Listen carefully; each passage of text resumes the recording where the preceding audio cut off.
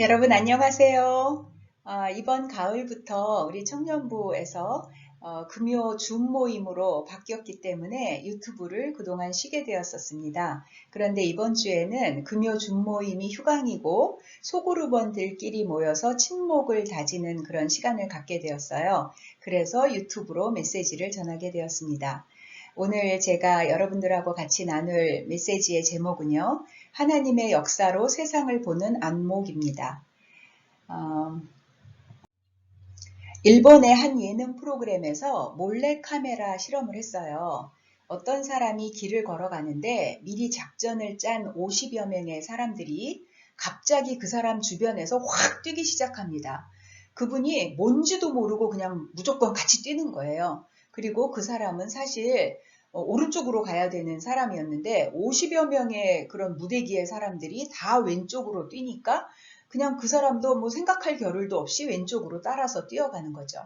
그래서 실험이 다 끝나고 난 다음에 인터뷰를 했어요. 왜 뛰셨나요? 그랬더니 그 사람이 대답을 합니다. 나도 모르는데 그 많은 사람들이 다 뛰니까 그냥 나도 뛰었습니다. 그리고 내가 가야 할 곳은 오른쪽인데 그 사람들이 몽땅 다 왼쪽으로 뛰니까 나도 그냥 따라서 뛰게 되었습니다. 라고 대답하는 거예요. 사실 그냥 웃픈 이야기인데요. 우리가 지금 이런 형편이 아닌가 한번 생각해 볼 일입니다. 그냥 왜 뛰는지도 모르는데 모든 사람들이 다 뛰어야 한다고 하니까 나도 그 계열에서 왠지 뒤처지면 안 될 것 같아서 그냥 무작정 뛰고 있는지는 아는지, 뛰고 있지는 않은지요. 어디로 가야 되는지도 모르고 무엇을 해야 될지, 왜 해야 되는지 이렇게 생각할 겨를이 없는 거예요. 그냥 사람들이 다 한 방향으로 뛰니까 나도 뭐 생각할 겨를이 없이 그냥 그 대열 속에서 뛰는 거죠. 인생의 목적과 목표의식이 없이 남들이 다 하니까 그냥 나도 열심히 뛰고 있지는 않은지요.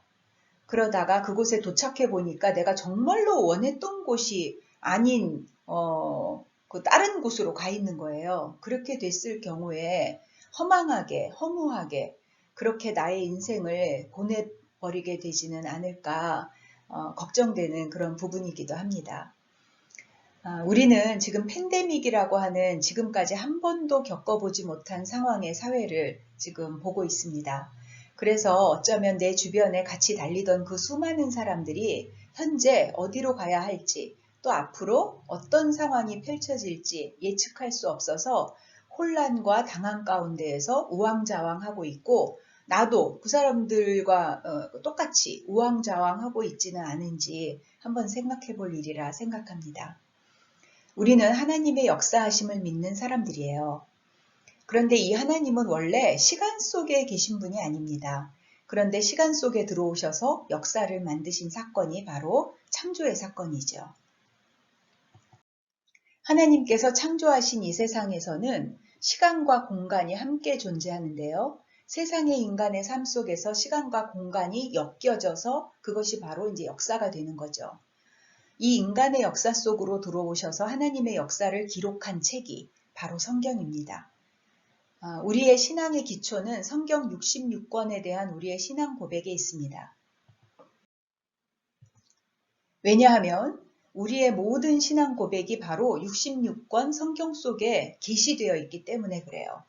그렇기 때문에 성경에 대한 우리의 신앙 고백은 첫 번째, 성경 66권은 틀림없는 하나님의 말씀이라고 하는 것이고요. 이 성경만이 우리의 신앙의 유일한 기준이라고 하는 것입니다. 또 성경에서의 하나님의 권위, 다시 말하자면 성령님이 성경의 저자라고 하는 그것에는 여러 가지 이유가 있는데요. 그 중에 대표적인 두 가지 이유가 있습니다. 성경에 기록되어 있는 모든 예언의 말씀이 1점, 1획도 틀림없이 역사적으로, 구체적으로 이루어졌다고 하는 사실입니다. 이것은 우리가 왜 성경을 역사적으로 고찰하느냐에 대한 이유이기도 하고요. 우리가 계속해서 현재 공부하고 있는 내용입니다. 그리고 두 번째는요. 성경의 통일성이에요. 성경은 약 1500년 이상이라고 하는 긴 세월에 걸쳐서 40여 명의 다른 기자들에 의해서 기록되었습니다. 그런데 이 66권을 연구해 보면은요, 마치 한 사람이 기록한 것처럼 한 가지 주제가 흐르고 있다고 하는 사실이에요. 그 한 가지 주제가 무엇일까요? 그것은 바로 예수 그리스도이십니다. 그런데 이 예수님에 대한 기록이 여기저기에서 산발적으로 그냥 여기저기에서 산발적으로 일어난 것이 아니고요. 의도 가운데에서 의도가 없는 것이 아니라 어떤 확실한 의도 가운데에서 확실한 계획 가운데에서 이루어졌다고 조직적으로 이루어졌다고 하는 거예요. 조직적으로 기록되었다고 하는 것입니다. 그래서 우리는 40여 명 이상의 성경의 저자 배후에 성경의 진짜 저자이신 성령님이 계심을 인정하고 성경의 신적인 권위를 인정하게 되는 것입니다.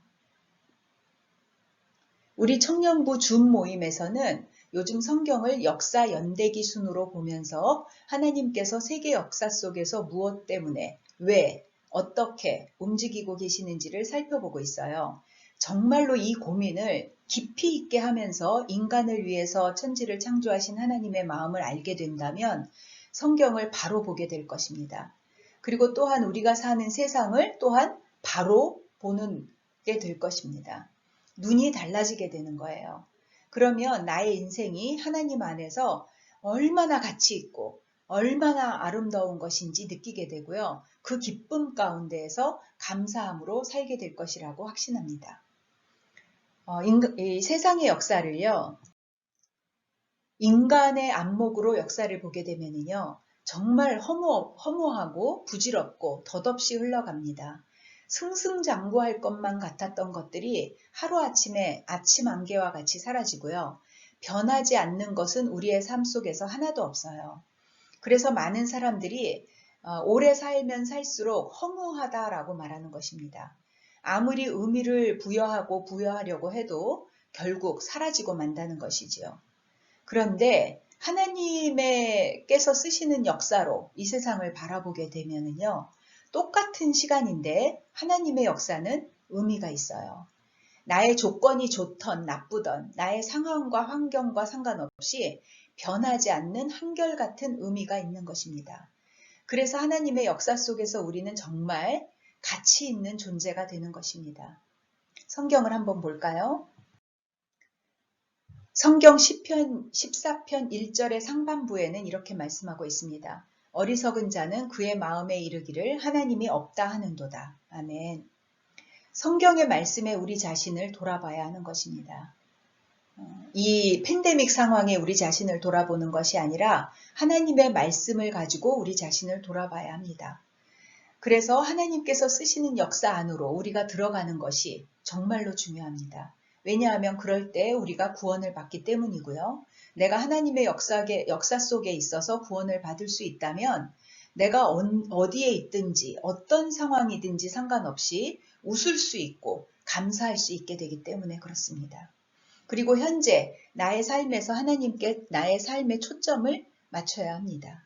왜냐하면 하나님께서는 천지 창조부터 이 세상 끝날까지 하나님의 약속을 향해서 한치의 오차도 없이 하나님의 역사를 쓰고 계시기 때문에 그렇습니다. 지금 현재도 하나님의 역사는 계속해서 진행되고 있는 것입니다. 그러므로 우리는 하나님의 역사로 세상을 보는 안목이 있어야 되는 것입니다. 그렇지 않다면 우리의 삶 전체가 혼란에 빠지게 될 것입니다. 향방 없이 달려가는 허무한 인생이 아닌 목적을 가지고 소망을 가지고 사는 의미 있는 미래가 바로 우리 크리스찬의 삶인 것입니다. 하나님을 만나면 생명이 내 안에 자라게 되고요. 이것이 바로 기적입니다. 결국은 우리가 부활 사건의 증인이 되는 것이지요. 여러분, 하나님 안에 있을 때 우리의 삶은 최고의 의미가 있고 최고의 가치가 있습니다. 나 자신을 보지 말고 또 세상을 보지 말고 세상 풍조를 바라보지 말고 거기에 기준을 삼지 말고 오직 하나님의 말씀의 기준을 삼고 하나님만을 바라봐야 되는 것입니다. 또 과거를 보지 말고요. 미래를 봐야 되는 것입니다. 그럴 때 소망 되시고 빛 되신 하나님의 은혜와 인도하심이 나의 인생이 기쁘고 감사하는 인생이 되는 그러한 인생으로 달려가게 되는 것입니다. 모두가 다 그런 인생을 맛보게 되기를 진심으로 축원합니다. 기도하겠습니다.